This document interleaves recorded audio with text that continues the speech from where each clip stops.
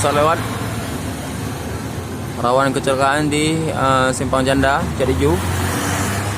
Hati-hati yang membawa mobil dan motor.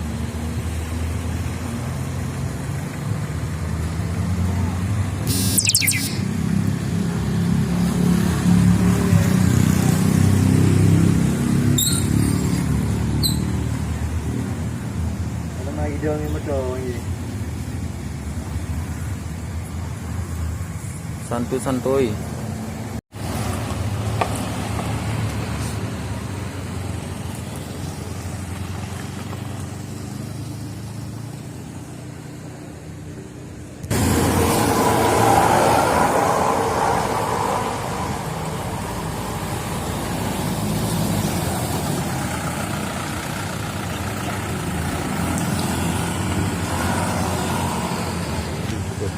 Ya, jalan thẳng. Lần nào cũng đi.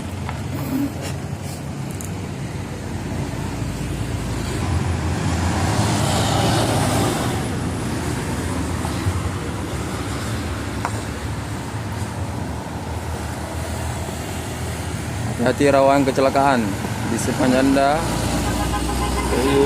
Wow. Wow. Wow. Wow. Wow. Nampak rem?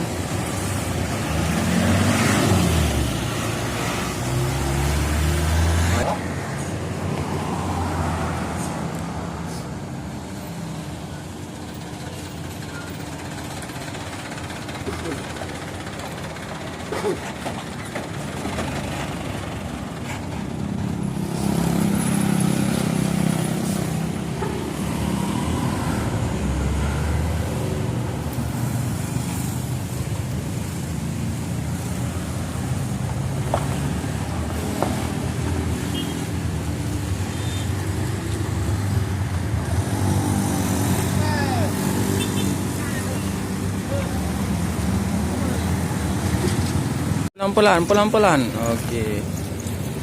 Hati-hati mau jengkat nanti. Oh.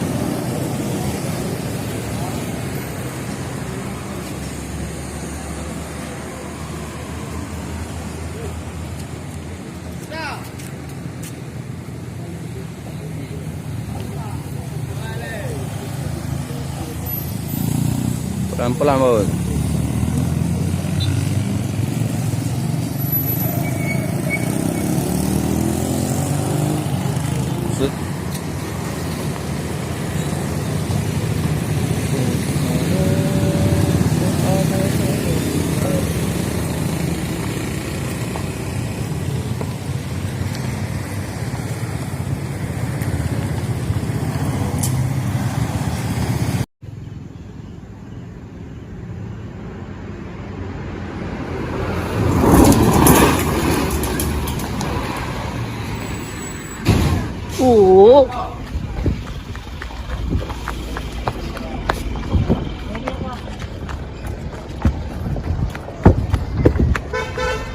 Jangan tanggung lah.